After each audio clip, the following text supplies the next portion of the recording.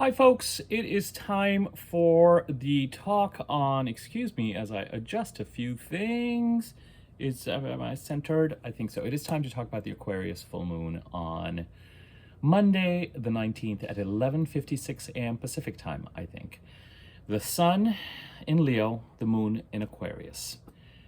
Let's expand on that. The sun and a retrograde Mercury in Leo and the moon in Aquarius, squaring Uranus in Taurus. Mercury retrograde and the sun conjunct on the 18th, tomorrow, a day before the full moon. And as far as the squares to Uranus are concerned, Mercury squares Uranus on the 18th, and the sun squares Uranus on the 19th, the day of the full moon. So, yeah.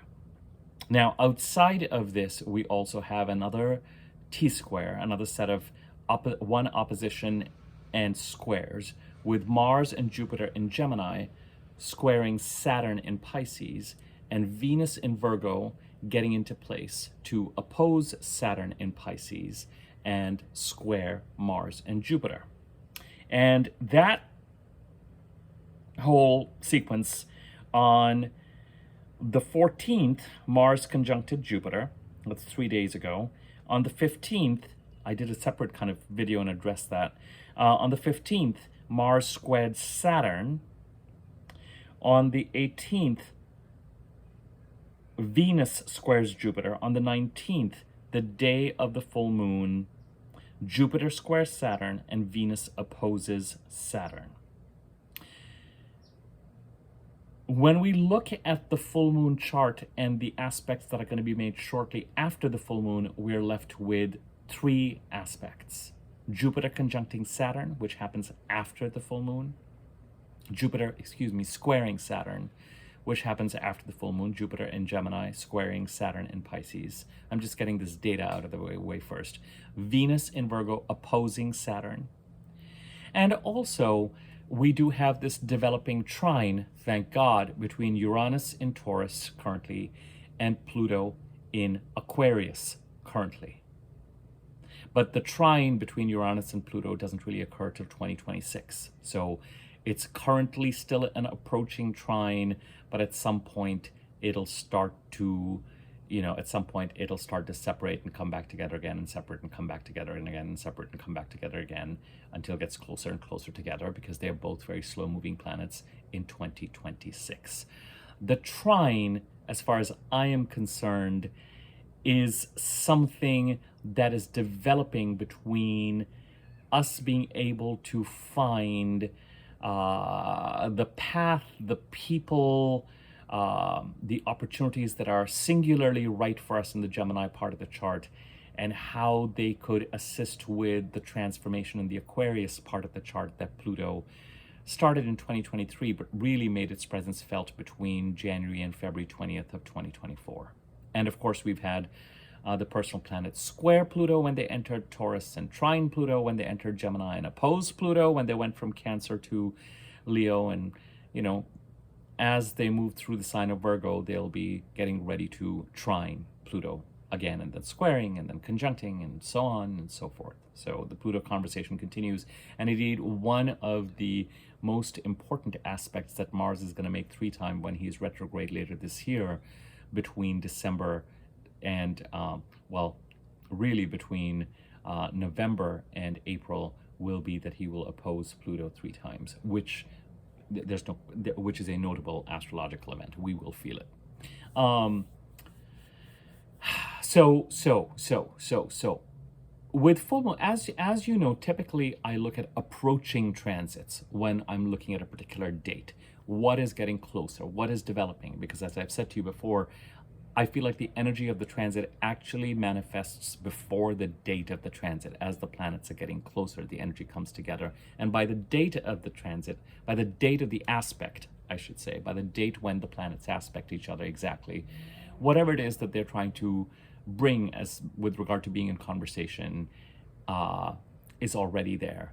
With full moons, I also look at what we could call separating transits, aspects, but are really aspects being made as the moon is getting fuller and fuller and fuller. So about 5 degrees from the moon becoming full, or even before that, not 5 degrees before the moon becoming full, sorry. It's impossible to, look, 18th and 19th, tomorrow and day after. Tomorrow is the 18th, the day after is the 19th, the day of the full moon. Tomorrow, Mercury squares Uranus, or retrograde Mercury in Leo squares Uranus. The Sun conjuncts Mercury, and Venus in Virgo squares Jupiter in Gemini. And then, of course, on the day of the full moon, as we've said, the full moon happens, Jupiter squares Saturn, Venus opposes Saturn, but also the full moon itself is squaring Uranus. So both the Sun and the moon square Uranus. We can't look at this approach, we can't deny the fact that as we're heading to the full moon, there are all these squares occurring. Mars and Jupiter conjunct in Gemini, they square Saturn, Venus squares Mars and Jupiter and opposes Saturn, and the full moon opposes the Sun in a retrograde Mercury the day after they conjunct, and they square Uranus. That's the scenario. Would we prefer a time when we have more trines than squares? Yes. It's that simple. This is a very square and opposition heavy full moon while Mercury's retrograde. And when I was thinking of, as you know, I like to typically give my videos some sort of title that I feel encapsulates it. This time I was stumped. I came up with 3 separate words. Confusion, discomfort, and I actually wrote them down, and also breakthrough. And they're all sort of not in the same family, but they're all related. I've already talked about the Jupiter-Saturn square in a previous video, and you can always search for it, and I can put links to it at the end of this when I process this video. I've already talked about the Mars-Jupiter conjunction in Gemini. I've already talked about the Sun-Mercury conjunction in Leo. That was my last video when I talked about the Mercury cycle tomorrow on the 18th in Aries ending, and the new Mercury cycle in Leo beginning. Let's talk about the aspects that are actually related to the full moon itself first. Actually, no, let's not. Let's come to the full moon after we talk about the Mars, Jupiter, Venus, Saturn T-square. As I have mentioned to you before, in summary, Jupiter, wherever he goes, ends a 12-13-year cycle, starts a 12-13-year cycle. If you are not aligned in the Gemini part of the chart or feeling aligned, Jupiter will seek to make an ending to create a new beginning. If you are aligned and on the right path, Jupiter will seek to propel you into kind of a next level of whatever it is that you've been doing for the past 12-13 years. Sometimes this can mean ending relationships, ending jobs, ending something physical and tangible. And sometimes, you know what, it for the most part boils down to that. But there's also an energetic kind of, as I said, an etch-a-sketch kind of erasure occurring. So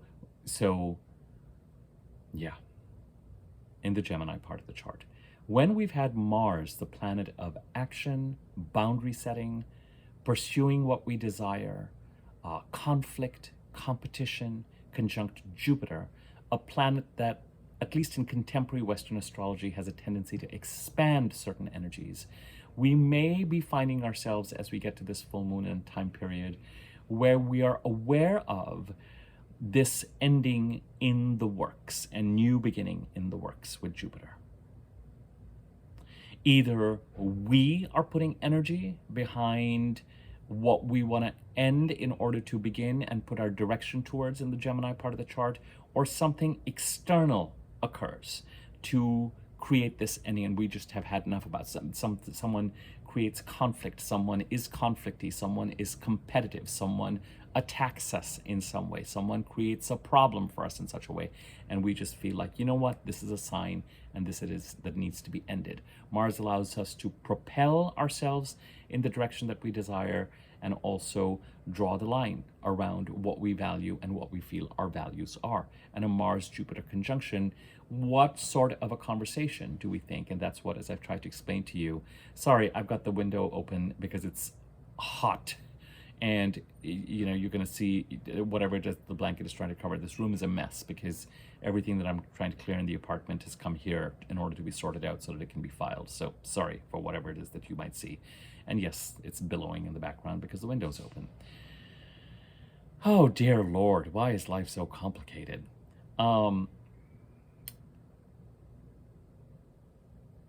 Whenever we're talking about a conjunction, as I like to say, think about what sort of a conversation the two planets would be having as they sit down to tea. What would Mars, our male energy, our testosterone, if you like to think of it that way, our desire, our ability to pursue what we desire, our goals, and to protect ourselves, to establish boundaries, to engage in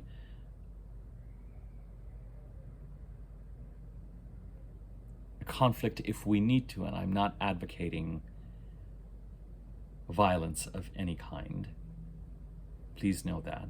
It's really for you to kind of check in with the energies and see what they're like. Being attacked, attacking, protecting, all that kind of stuff is kind of Mars energy.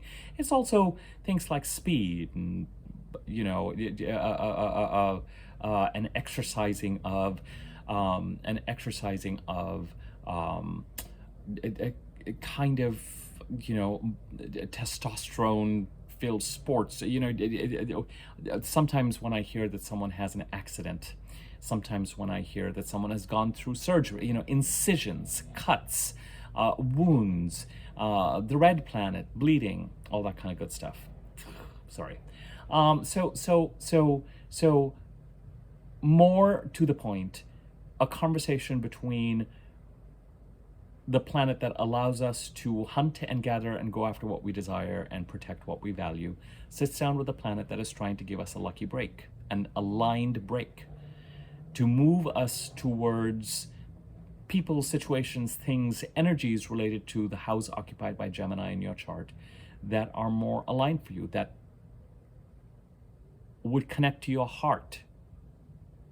And ending a 12-13 year cycle and starting a 12-13 year cycle in that arena, either completely giving you a clear break so that you can move in a direction that is more aligned, or trying to evolve what your circle is in order to be able to do so, or what your situation is in order to be able to do so.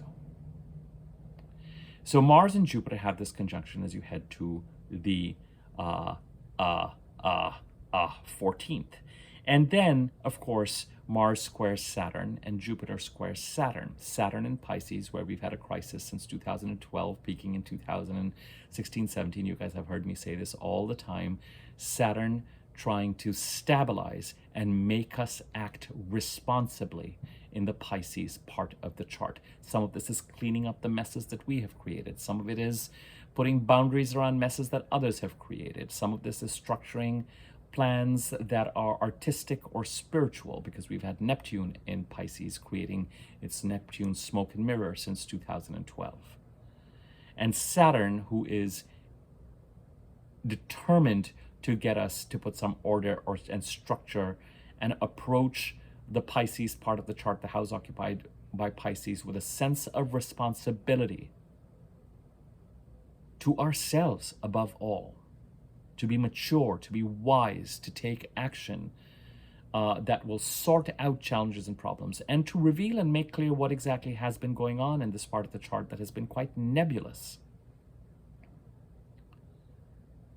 For some reason, Saturn, of course, seems to say, all right, Mars and Jupiter, you're making this decision, you're having this conversation, but whatever it is that you're planning to do, first, you need to take some action in the Gemini part of the chart that is going to help me stabilize the Pisces part of the chart.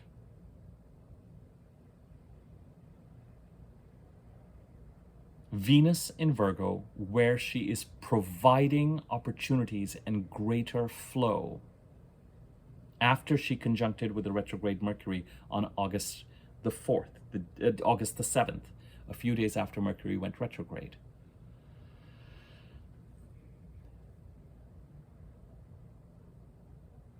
Venus providing opportunities, relationship opportunities, financial opportunities,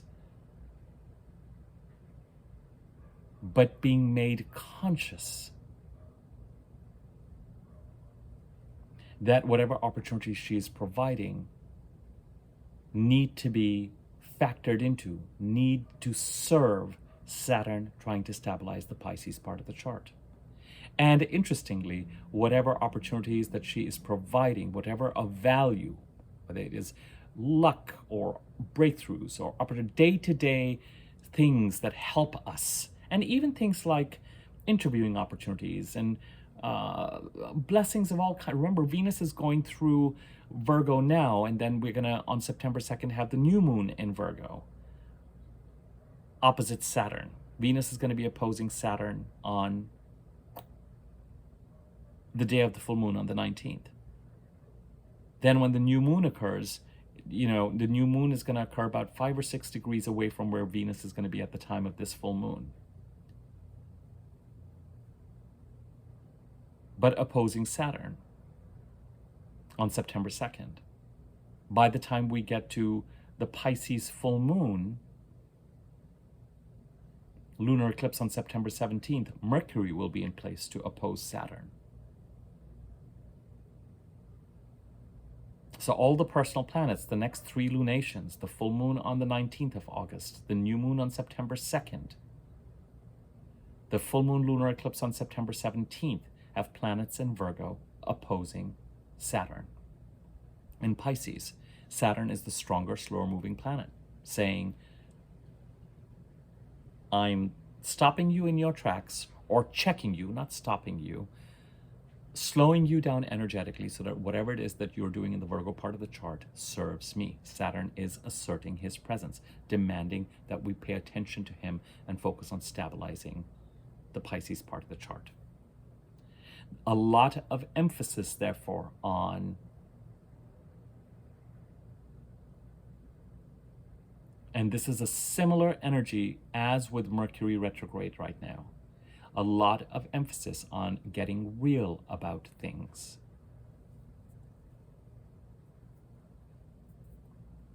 A lot of emphasis about getting real about things. As I've said, our opportunities currently are scattered through the Aries, Taurus, and Gemini parts of our chart, the houses occupied by those. But our ability to move in that direction and those directions and to avail of the opportunities and the growth and the adventures there is absolutely dependent on how we stabilize and address matters related to the Pisces part of the chart, which Saturn is trying to stabilize. And when it comes to squares and oppositions, action or awareness is needed. It's uncomfortable because energy is being blocked or locked into place or held, and the flow is not, it's not like any of these planets are just being able to go ahead and do what it is that they're trying to do without, and in a way that is kind of, it's not a trine, and it's not that they're not aspecting each other. Saturn is basically saying, sorry, time to get serious. All these things that you want to do and new beginnings you want to create in the Gemini part of the chart, and the opportunities that are coming into the Virgo part of the chart. All well and good, but what are you doing? How are you factoring in the fact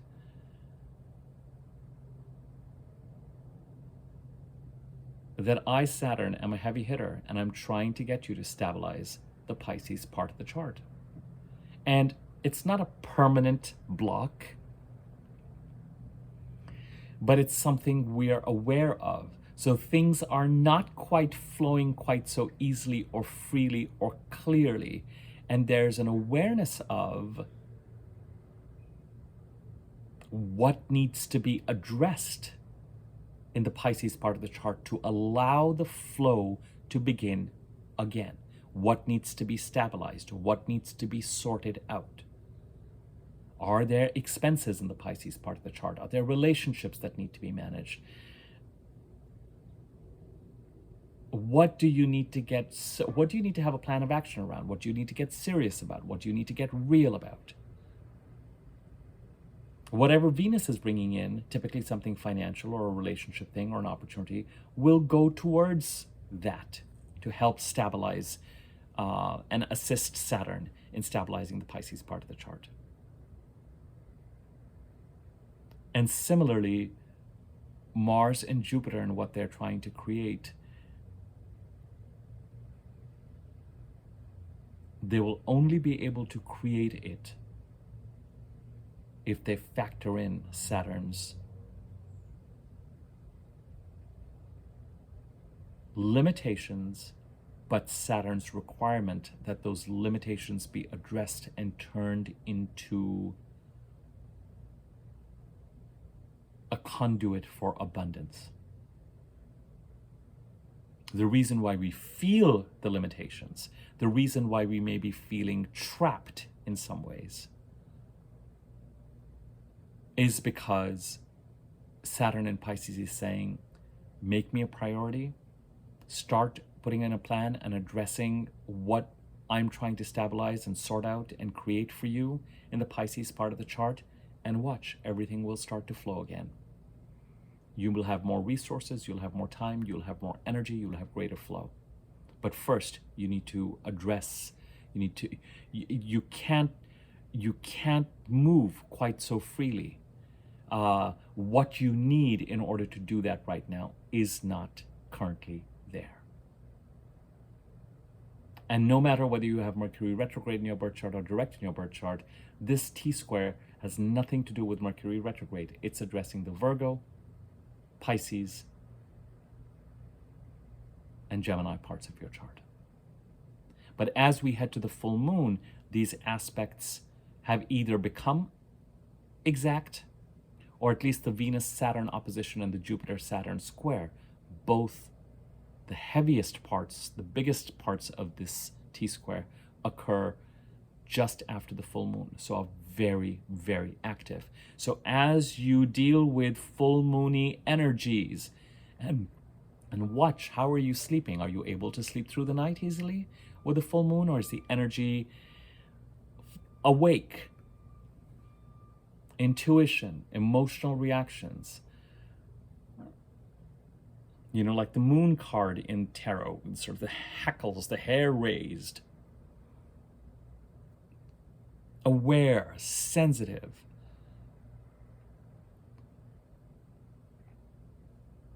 Feeling emotionally overwhelmed and tantrumy, and one feeling like if you had the right person in front of you, you would express something.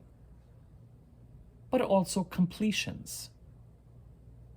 Offers for some people, conclusions, you know, all that as well.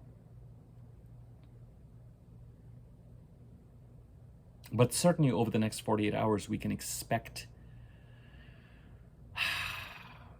this awareness, this awareness that there's a certain amount of an opportunity and flow in the Virgo part of the chart. There's a change being created for us in the Gemini part of the chart. That might go all the way back to when Jupiter reconnected to Jupiter's last transit through the 9th house. This potential for expansiveness is there. But Saturn is saying, how are you going to get there without addressing,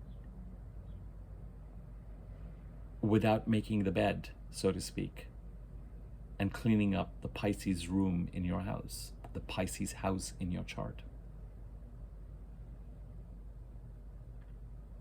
And part of contemplating this might be, what do you think Saturn is asking you to do in order to sort out the Pisces part of your chart? What is it that you need to do to address things that have become overblown or problematic or not organized enough or structured enough or are messy and need to be cleaned up and sorted out in a Saturnian play? Dot the I's, cross the T's, have a plan and action, be in communication, put plans in place. It doesn't mean that everything has to be addressed immediately, but if you start to make the effort to do the right thing, to act with integrity towards your highest potential in the Pisces part of the chart, Saturn will help you step by step by step by step by step. But Saturn is also saying that if you are on the receiving end of anything deceptive or gaslighty or steely, thievery, or in the Pisces part of the chart, then you need to wisely, strategically put your boundaries in place. Saturn wants you to have integrity. Saturn wants you to act with spiritual and moral integrity towards yourself first, and as a result of that, you'll be able to do so with others because you'll be in integrity with yourself. As I said, some of this is sorting out messes that are creating.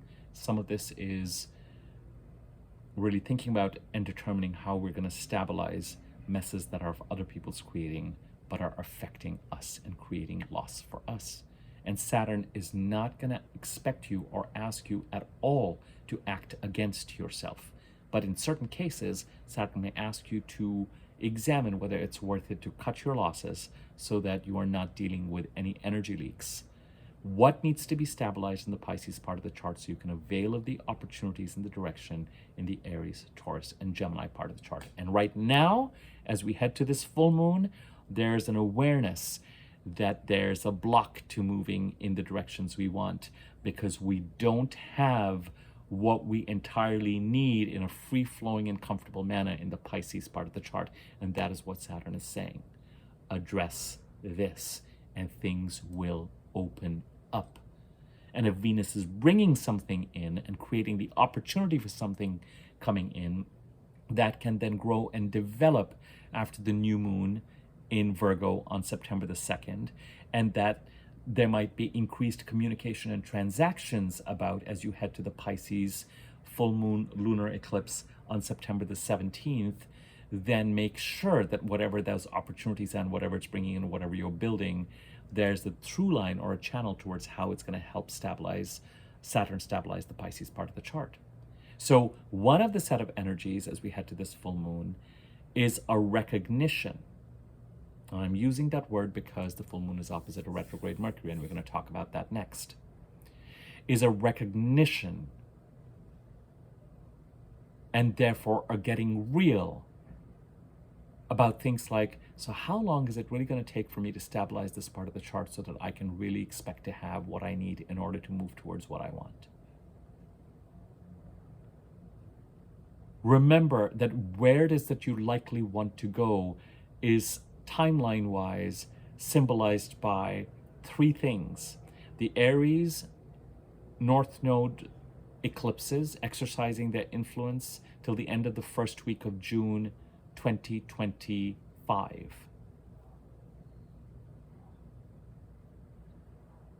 The changes related to the Jupiter-Uranus conjunction in Taurus on April 20th, 2024, continuing to roll out and become manifest till June 2025.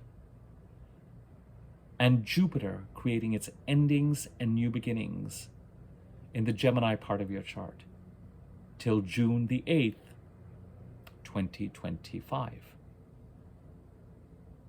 September, October, November through Thanksgiving, forward movement. Thanksgiving, roughly, November 21st, I think, all the way to the middle of April, retrograde after retrograde after retrograde, back and forth, back and forth, back and forth, making things real. Between April, middle of April, to the end of the first week of June, putting the finishing touches. That destination and those specifics are still not clear, but you've got to be ready to be able to move in a certain direction by September the 2nd. Where do you want to go? What does readiness look like? What needs to be taken care of? What needs to be done? And most of all, I am willing to put money on the fact that the reason why you can't just go to wherever it is that you're trying to head towards, whether it is a destination, a place, a job opportunity, a shift in something, whatever it is that you're trying to get to. Sorry, I'm going to close the window. Give me one sec.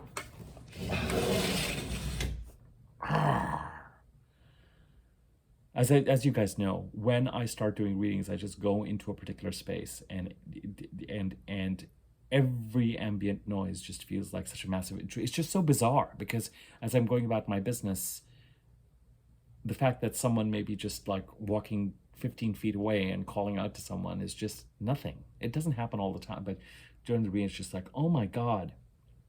Anyway, sorry about that. It sounds so loud. It's so bizarre.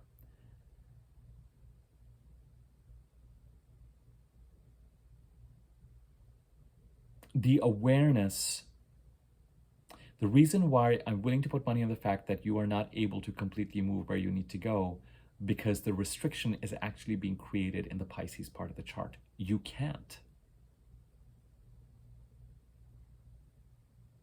So plans need to be put in place, work needs to be done, opportunities need to be availed of in the Virgo part of the chart.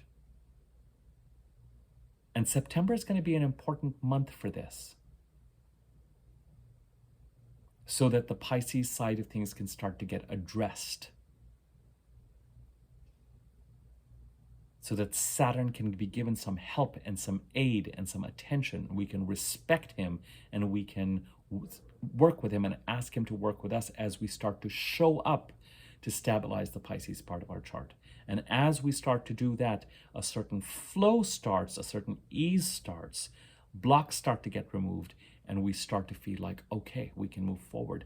Remember, October 2nd, the new moon eclipse in Libra is an eclipse of release. You want to be ready to be in a place between October 2nd and December 2nd where you can release whatever you need to in the Libra part of the chart to move towards the Aries part of your chart. It's like a finishing touch to the eclipses of release we had in the Libra part of the chart between the middle of October of 2023 and March 25th of 2024.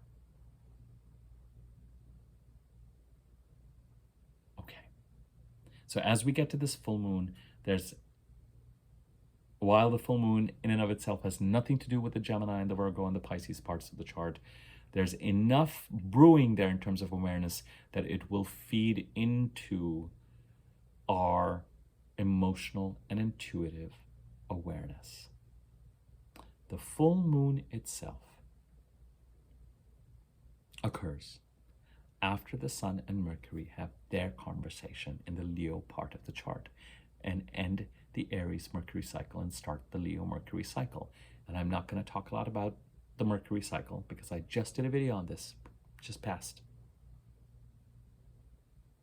By the way, the fact that I'm talking about the videos I did past, 2 videos ago is when I talked about the 30-minute $50 readings that I'm offering right now. So please know that they are still available. And if you want details on that, you can look at that. They're kind of single topic readings. There's more details there. So if you're interested in getting a fuller reading from me or the currently being offered more focused reading that is 30 minutes and $50, use the email address in the description box below to contact me and I can get you information on that. I just, every time I talk about the video I did last, I'm reminded of what I just did before then. So I've got that out of the way.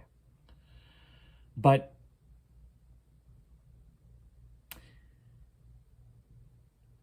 another thing that I'm willing to put money on for a lot of us, as I've mentioned to you, ironically, a retrograde Mercury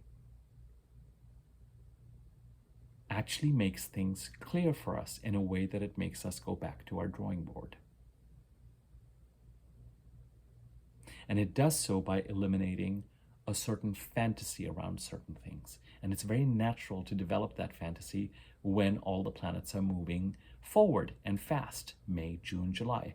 We think certain things are developing.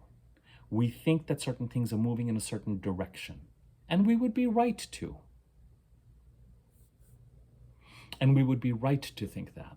Because, and the analogy I most like to give about this, because it resonates broadly, is you're interviewing for something and it seems to be going well, and then Mercury goes retrograde and you realize, as I've said to you before, oh, they always had an internal candidate. Oh, one of the 3 people you were interviewing with always has a different favorite, and you find out about it. It's often a kind of a grounding, sometimes a disappointing reality check. Sometimes the nature of the reality check with Mercury retrograde is, why was I even entertaining those options? It makes no sense. Why was I even thinking of going? How would that work? It makes no sense. Why was I saying that I would get this done by such and such time or such and such date and such thing? All this need reality check, reality check, reality check, reality check, reality check, reality check. Mercury retrograde is associated with creating logistical delays and confusion. Bags get lost, planes get missed, things get. And as I've mentioned to you, the 3 dates associated with these kinds of logistical glitches that are the most prominent are the days when Mercury goes retrograde and direct, August 4th and August 28th, and the day when Mercury conjuncts the Sun, August the 18th.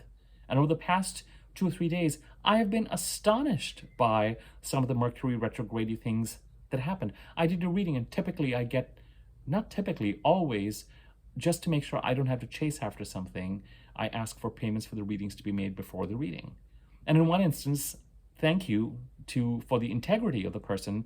I thought I had tracked everything, and they were like, oh, here's the money. I was like, what is this for? And they were just like, I haven't paid you. And I was like, oh my God. Hello, Abhi, where have you been? Responding to emails, if I'm copying and pasting, the details are fuzzy. It's been real in terms of the sheer bizarreness of some of the stuff that has been going on. But at the same time, typically we learn about whatever it is that Mercury is trying to bring to our attention with regard to what is real and what is going on anytime during a Mercury retrograde. And the dates when Mercury is going retrograde and direct, August 4th and 28th in this case, are typically the most important because things occur during that time that make you go, say what? This is what's real? This is what's going on? This is what this means? Oh, I had an intuitive blip about this, so that's what this means. That kind of stuff. This is what is real? I don't know if you can hear the children playing. I mean, there's a house just on that side. It's not like it's, but I swear to God, there are times when I wonder whether we really should have children.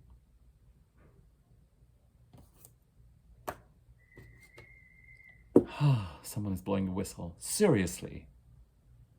And yes, I know, I blew whistles when I was a child too and thought they were the funnest thing to do and couldn't get me to stop. Oh, to have the kind of energy you did as a child, boundless. We'll just assume that the whistles are confirming everything that I have to say. The interesting thing is that because we have the full moon opposite a retrograde Mercury in the Sun, it is a very likely and very possible, very likely and very possible that whatever it is that Mercury is trying to bring to our attention as a reality check comes to us this week, may have come to us already in the past couple of days and as we head to the full moon. And we are having our emotional and intuitive lunar full moon response to that. Full moons don't bring clarity, factual clarity, typically. They bring emotional clarity and intuitive, heightened sensitivity.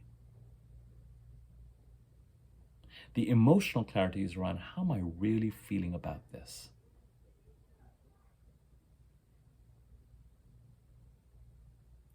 The intuitive side of things is a little bit more haywire. Some of it is spot on, some of it might be just slightly exaggerated. The Sun's intuition and awareness is a lot clearer. And somewhere you've got this polarity with every full moon between the rational and the emotional, the solar and the lunar. And in this case, the full moon occurs shortly after the rational, intuitive Sun, the all-seeing, direct direct connection with Spirit, Sun, the giant spotlight in the Leo part of the chart, having a conversation with the retrograde Mercury saying, this is what is real, this is what we are going to be working on, this is how we're going to be moving ahead. Now, one thing about retrograde Mercury that I find really fascinating, it also clarifies for us, as I've said to you, which doors remain open and which doors are closed. It's a little tricky because when sometimes people offer a decision while Mercury is retrograde, that decision can reverse or change once Mercury is direct. So if someone says, we're not doing this right now, well, 4 weeks from now, it could look completely different. Or if someone says, we are doing this right now, 4 weeks from now, it could look different. So there is that thing about being decided, but there is also this question of what is sort of, what is being stripped away in terms of that element of fantasy, what is being presented as real, and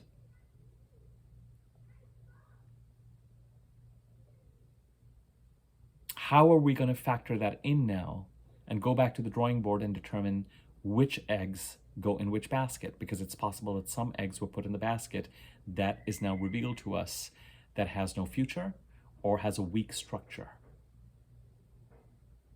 If you have learned or realized something this past week and you do as you head to the weekend that feels like, oh, here is Mercury retrograde bursting the bubble and giving me a reality check about what is actually going on in this case.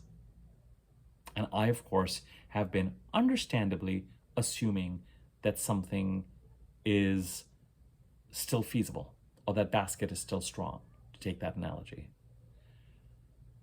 Try to handle it in such a way that you don't burn bridges. But you said, but I thought, what do you mean there's an internal candidate? Try to see if what the information is that is being brought to you, you can go back to the drawing board in such a way that you can still keep things alive, but you are real about them now. In a way that before, you weren't, only insofar as you were making assumptions based on what was actually going on when things were direct and moving forward. Oh yeah, those buyers seem to be interested in the house, and they seem to have this, and they seem to have this, and they seem to have this. And oh yeah, they seem really good, and they talk, and yeah, and then Mercury goes retrograde, and you're just like, oh, that's what's going on? And it doesn't have to be that someone lied at all.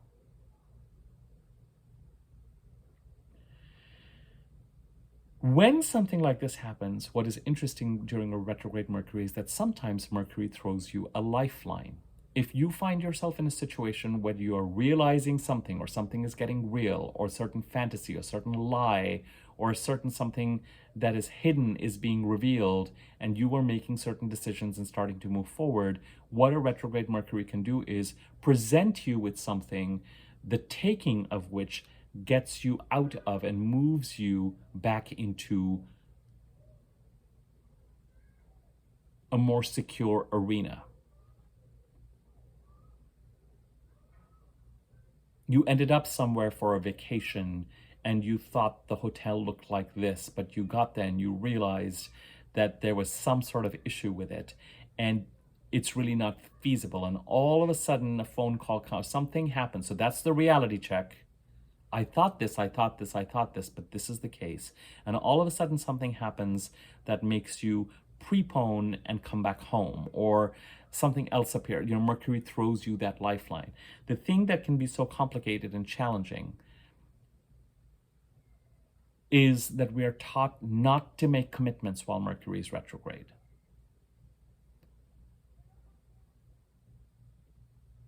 But sometimes the lifeline that we are thrown is actually interesting and are truly an opportunity enough that we have to. In which case, as I've said to you before, you've just got to make sure that the details are ironed out, the I's are dotted, the T's are crossed, and whatever is in the contract is correct and right.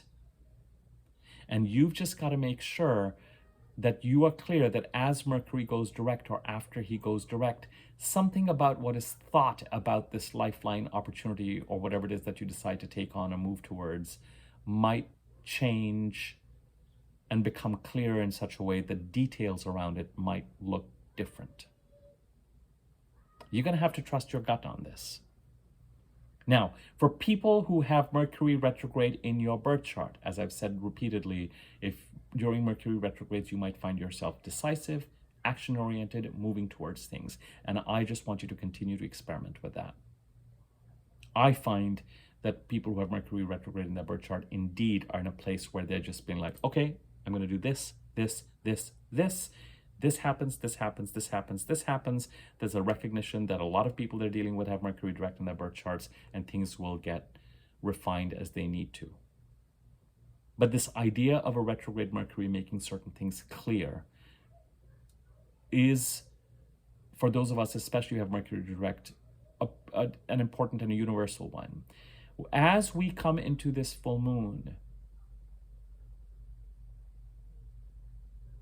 we may have an awareness of something that is developing, that is stripping away a certain amount of fantasy around either a certain opportunity or situation that we thought we understood,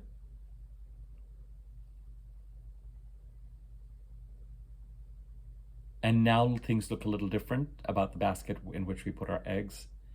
And the confusion part of things, on the one hand, this could lead to a breakthrough. There could even be offers, something like that could come through. But why this leads to confusion is you might currently not know whether you can really trust something enough to commit to it or not. Or whether something about whatever it is that you're being told now is going to change as Mercury starts to move ahead in September or October into early November. You're going to have to trust your gut on this and figure out how you're going to make decisions. You're going to have to figure out how and where to be deliberate. Sometimes it's a very clear thing. If what a retrograde Mercury is offering you actually provides a solution, actually provides help, actually provides aid, and it feels like a slam dunk, and you've got to do it, and you've got to take it, and you'll deal with the changes, you'll handle them, you'll manage them, then you will. I have done it, and it has worked. If I have found myself all of a sudden in a situation where certain things have become real about something, and here comes that phone call that is going to rescue me from it, I have taken it.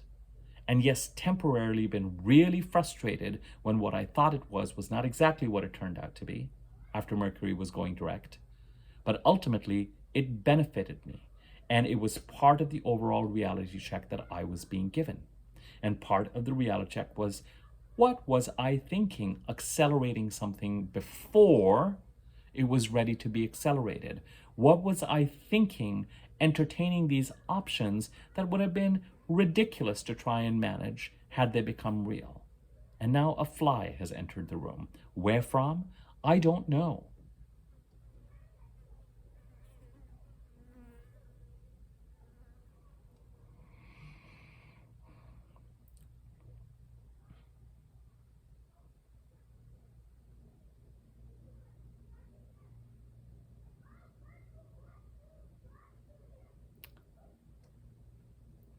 So sometimes whatever it is that comes through as a lifeline is you are going to take it. And sometimes, though, it can be presented in such a way that you may feel like you need to deliberate because things are still not clear. Certain things have become clear and been made clear, but you're just not sure whether you should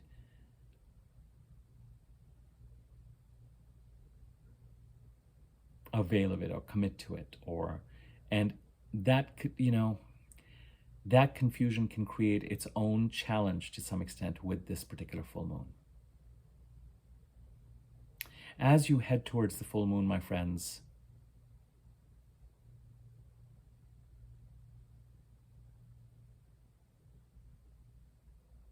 something may be getting rearranged or rethought, or the going back to the drawing board or the fantasy stripping might have to do with the right path for you in the Taurus part of the chart, the individual path for you, what is right for you.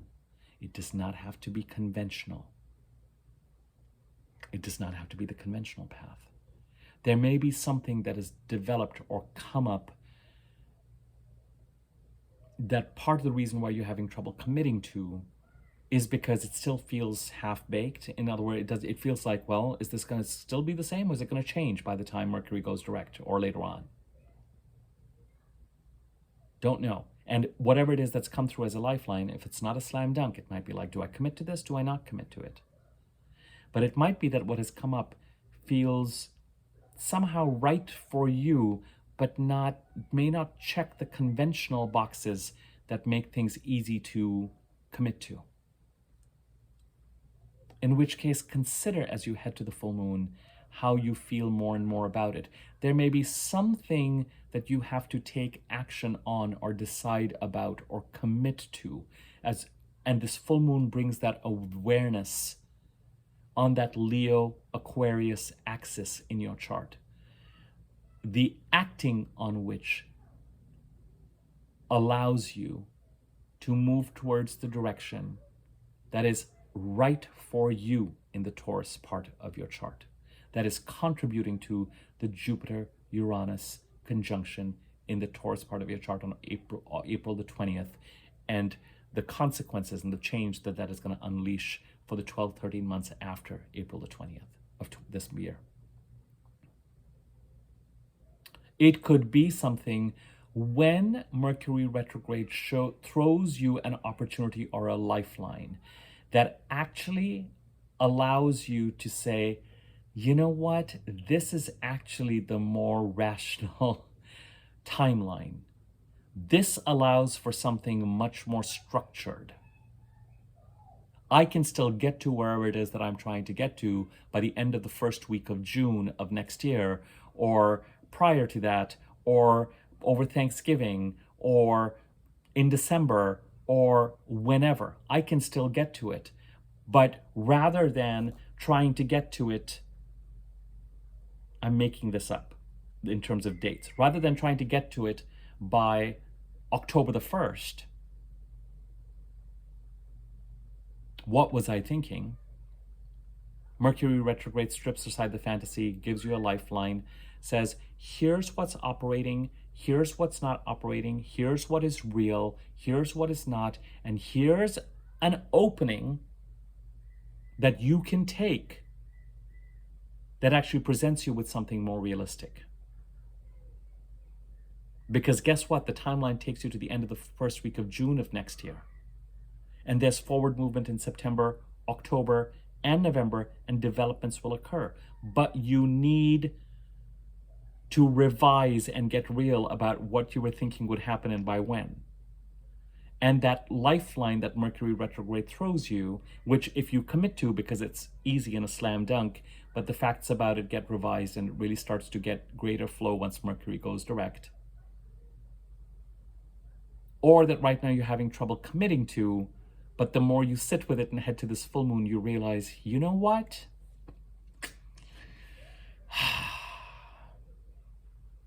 I feel so much clearer and so real about what I need to feel real about right now.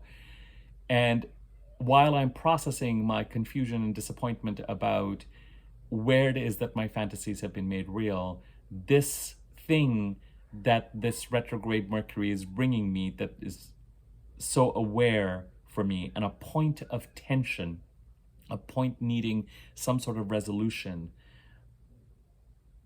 a conclusion as a result of this full moon. I was having trouble committing to it, but I realize that the presentation of it has made it clear to me as to how it is that my original fantasist plans need to be readjusted to something that is more realistic. Because what I thought I'd be able to do by September 15th or October the 1st, October the 3rd, whatever it is, or whatever it was, this kind of thing where now I feel like, what was I thinking? Like, I need something that helps me through this. I need to go back to the drawing board on something. That feeling, based on what you know now, which may or may not remain the same, in September or even October once Mercury goes direct. That feeling, though, of what was I thinking? Why did I assume this? Oh, this is what's really going on. Oh, this is how long it will really take. But somehow it still fits magically into this timeline of us trying to get somewhere by the end of the first week of June of next year.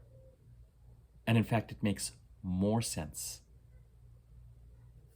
With Mercury retrograde, the fantasy it strips away. Whether it strips it away by giving us information that blows our mind a little bit, Mercury, or gives us a reality check in a way that is disappointing or frustrating, or astonishes us by giving us a reality check around something that,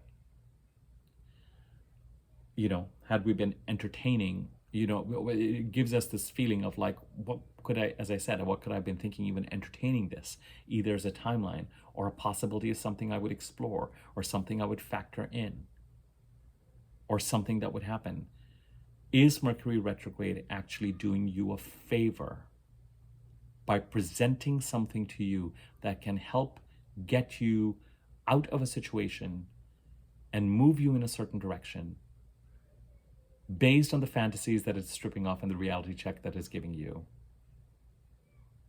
that actually makes you go back to the drawing board and say, this is the right timeline. This is what I need to pursue. This is what will help me.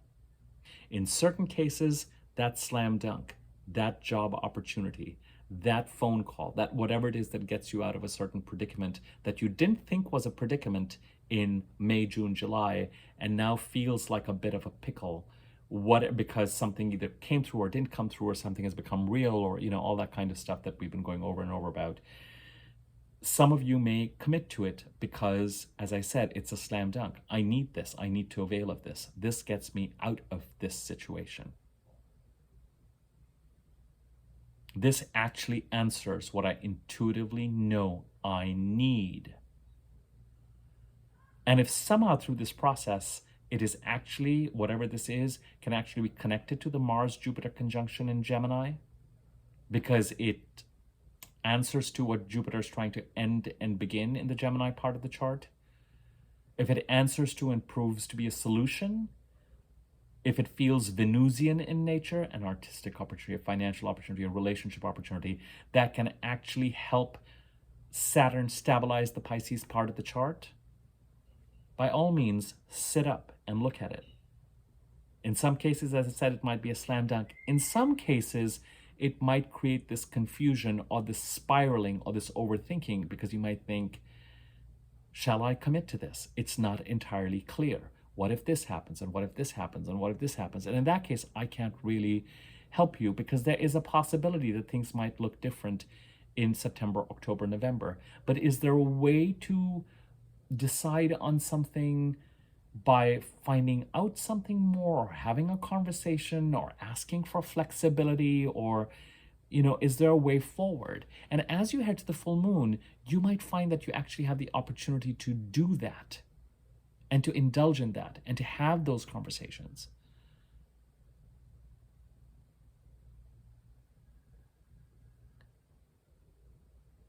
Something about this full moon, my friends, and this Mercury retrograde, and the Mercury retrograde conjuncting the Sun tomorrow on the 18th, the day before the full moon in the Leo part of the chart, is trying to get you to move in the right direction for you in the Taurus part of the chart.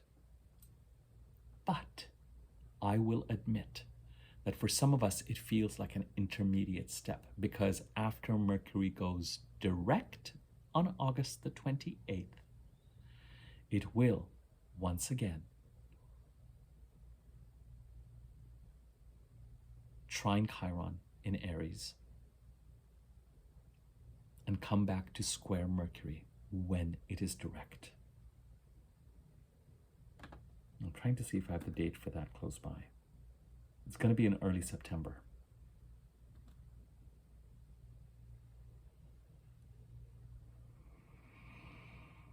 Thanks for your patience.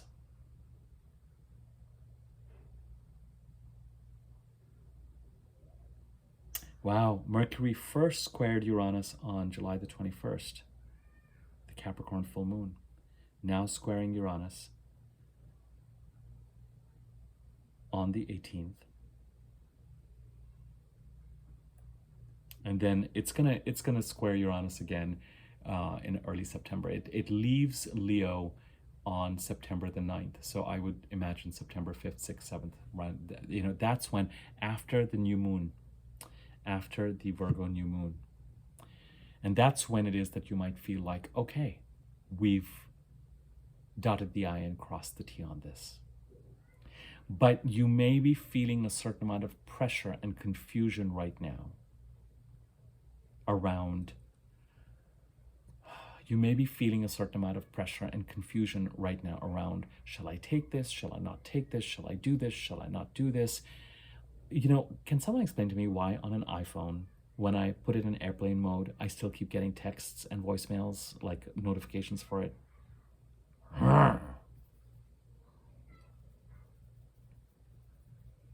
There's my Leo rising side that roars like a lion and makes cat-like things.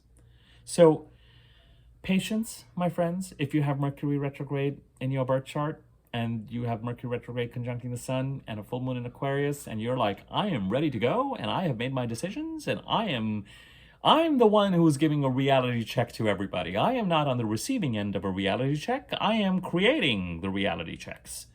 Great, good for you. Experiment with that, avail of that. For Mercury retrograde people who have Mercury retrograde in the birth charts, I think you really need to develop a relationship with Mercury retrograde periods that is your own, to determine what you feel comfortable doing and committing to. I find that when people do that, though, it makes sense and they're successful doing it. I hesitate making a rule around it because the overwhelming conventional wisdom is so much about not committing to things. And I don't find that true for people who have Mercury retrograde in their birth charts. I find that they are ready to commit to things, ready to decide, ready to communicate, sharper, quicker, clearer, not processing so much. The rest of us are in dealing with revelations and reality checks and clarity and going back to the drawing board, and may even be a little surprised with Uranus in the mix with this full moon, that the path we thought was the right path for us in the Taurus part of the chart might look a little different. But we're not going to be sure till early September. So what do we do? As I said, in certain cases, if it's something that has shown up from left field, very Uranian, to rescue you out of a situation that has now turned out to be a dead end, and Mercury retrograde has revealed that, then by all means, take it to get yourself out of that pickle. Make sure the details are clean for whatever it is that you're agreeing to, and in writing, and clear and accurate. Look it over 2 or 3 times. And expect that certain things that you think are true in terms of the way people have thought things through related, that might change after Mercury goes direct. For others, I wish I could tell you that it is a clear path through, because you might actually be like, this has come up, but I just don't know. I'm not sure. I'm feeling like these things that I think are not happening, what if they start to happen as we get it? You know, what if things change? And do I commit to it? Do I not? I can't tell you, honestly, in those cases, to commit to something. I can just say, we've still got a little less than 48 hours as we head to the full moon. So see what the weekend brings up for you. Does it bring an opportunity to get clarity on something, to clarify things with someone in such a way that if it feels like it's the right opportunity for you? And you know, it's this funny feeling. Sometimes things are presented to us that are, sometimes the very nature of what is being presented to us is unconventional enough and doesn't feel like the right logical next step. But we walk into a room and everything about it feels right. Sometimes something feels like a godsend and we question it because it's not packaged the way we expected it to, based on how we expect things to roll out from a conventional perspective. And that creates that confusion. But I understand and respect that you may not be feeling like it's easy to commit to something, and I can't rush you to commit to it. These are very personal things. In certain cases, based on certain conversations and readings I've had recently, I know that some we've examined certain things, and some of you have said, this is that lifeline. I'm taking it. I don't care if Mercury is retrograde. It can sort itself out when Mercury is direct. This seems like the right thing for me to do. It's getting me out of something. And I'm so much more real about what is actually an option, what doors are actually open, and what doors are not. But I have a feeling that for some others of us, it's not yet done. And over the next 24, 48 hours, we might continue to get some clarity.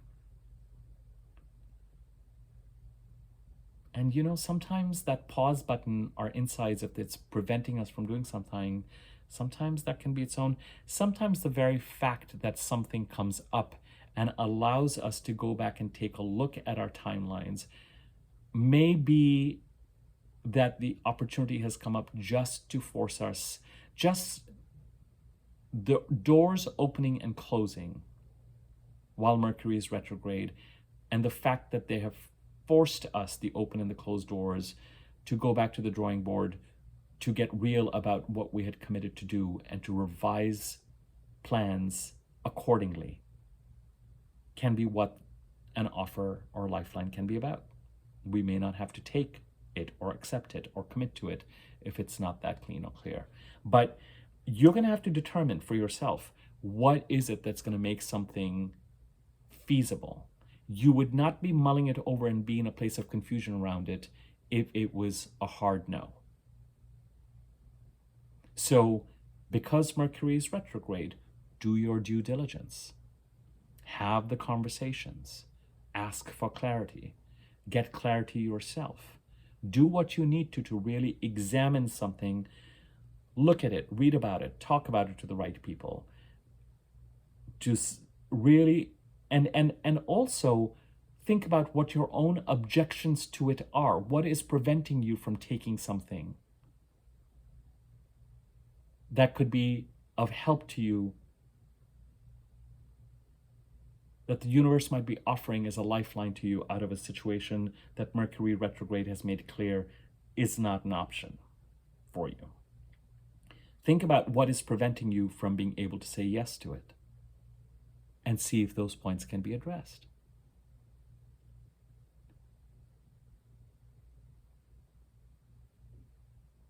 And take it from there. Squares all around.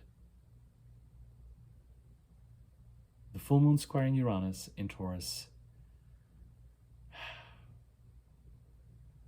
and opposing the Sun and Mercury retrograde. You are getting clear about what this Mercury retrograde is sending you to the drawing board, back to the drawing board on. What is real? What is not real? What do you need to go back and revise and go back to the drawing board on based on what you know currently? And what can help you and aid you in that process? What is Venus bringing to you in the Virgo part of the chart that can serve Saturn, that can help Mars and Jupiter create the endings and the new beginnings in the Gemini part of your chart? And what is Venus offering you in the Virgo part of the chart? Is it somehow unconventional, or a lifeline of some sort, or something that can be developed in such a way that makes things more realistic for you and actually allows you to move in the right direction for you? Be the next stepping stone for you, especially if it's in alignment with a timeline that seems more right in the Taurus part of the chart, related to the Taurus part of the chart. What is it that is preventing you from committing to something? Doing that will allow you to see what conversations you need to have and what details you need to try and gather. And nothing wrong with doing that while Mercury is retrograde. Nothing wrong with doing that while Mercury is retrograde. Only you'll know if this resonates and whether,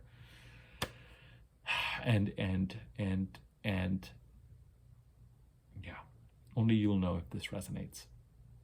And whether whatever retrograde Mercury is offering you The reality check is the reality check. If you have Mercury retrograde in your birth chart, the decisiveness is the decisiveness.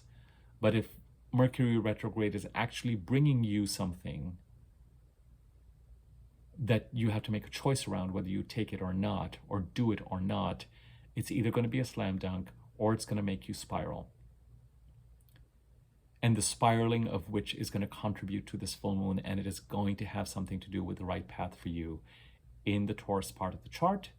And you may have an instinctive awareness that things about it are not going to get clarified until that first week of September. So how do you process what you need to process in order to decide about it? But the one undeniable gift that Mercury retrograde will give you is enough of a reality check so that you go back to the drawing board and revise your plans and make them more realistic and give them an overall timeline, so that you're not rushing about. And what is preventing you from rushing about and getting to where you want to get to is the fact that there are matters that need to be addressed in the Pisces part of your chart. And Saturn is the big heavy that's saying, Mars, Jupiter, Venus, look at me and address my needs. And here we have the full moon in Aquarius, a sign ruled by Saturn and Uranus. And Uranus is in a sign ruled by Venus, Taurus. Venus is in a sign ruled by Mercury, Virgo. Mercury is in Leo, ruled by the Sun, and the Sun is one of the dispositors of this chart. It is indeed an intuitive reality check. You really are looking at what is actually real, that rational part of us, the solar part of us, not the emotional part of us, the lunar part. The solar part of us is just off of its conversation with Mercury, sending him off its way, saying, this is what is real and this is what we're going to have to work on. This is the direction we are actually going to have to go in. Saturn is in Pisces, ruled by Jupiter and Neptune. Jupiter is in Gemini, ruled by Mercury, and Mercury, of course, is disposited by the Sun. So the Jupiter part of the Saturn dispositorship takes us back to the Sun, and Neptune is in its own sign. So the two dispositors of the chart are Sun and Neptune in Pisces. I can't make this up. Neptune in Pisces is what Saturn is trying to stabilize. And the rulership of the chart is Saturn and Uranus. Enough said. But the full moon is either events are occurring that are creating the need for action, decision, and changes and reality checks. And as I said, that's why the three words for this are breakthrough, discomfort, and even in some cases, possible confusion.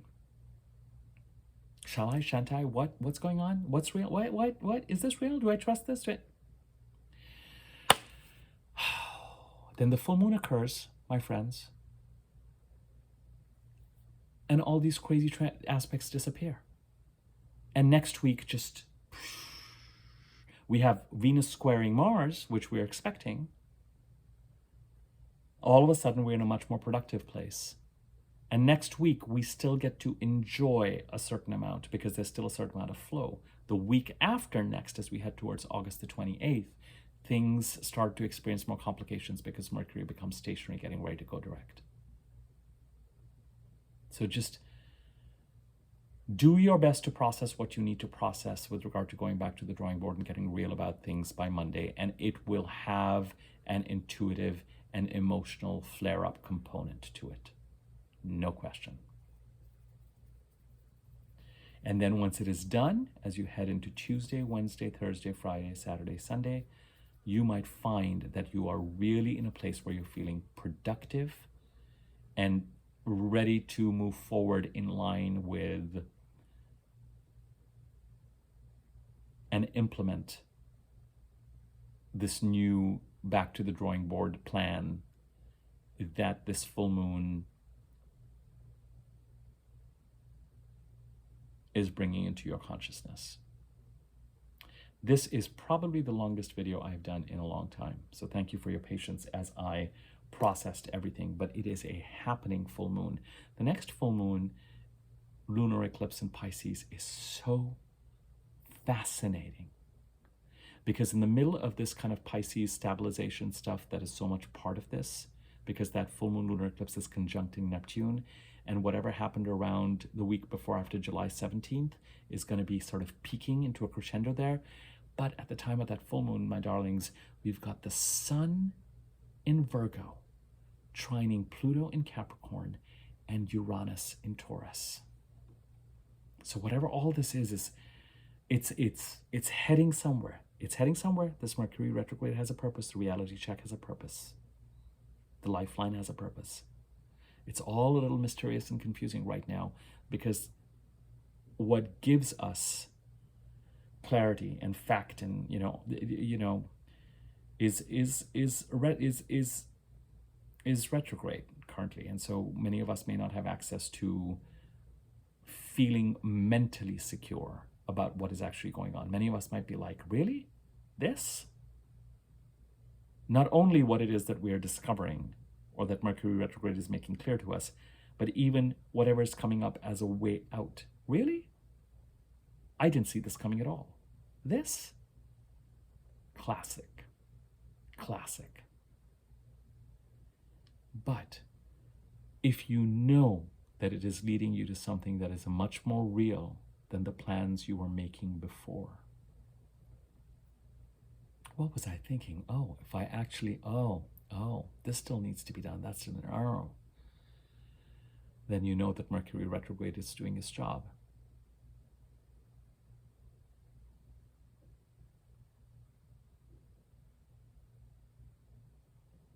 Be patient with yourselves through Monday,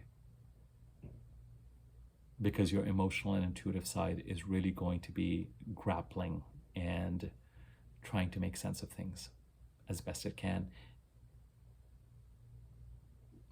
If you have Mercury retrograde in your birth chart, have fun. As I said, if you're interested in getting a reading, whether it is the 30-minute, $50 sort of single area focus readings, take a look at the video I did 2 videos ago on that, or a regular reading, or you have questions about it, email address is in the description box below. Use that. There's a thanks button under this video. You can use that to contribute to the channel. Like, comment on the video if you feel so inclined. Gives greater circulation on YouTube. Feel free to tell people about the video or the channel if you think they'll find it useful. Subscribe to the channel, my channel, this YouTube channel, if you haven't already. And there's a bell icon next to subscribe. Hover over it. There's a wiggly bell on top. Click on that and you'll be notified when I do new videos. Thank you. Over and out.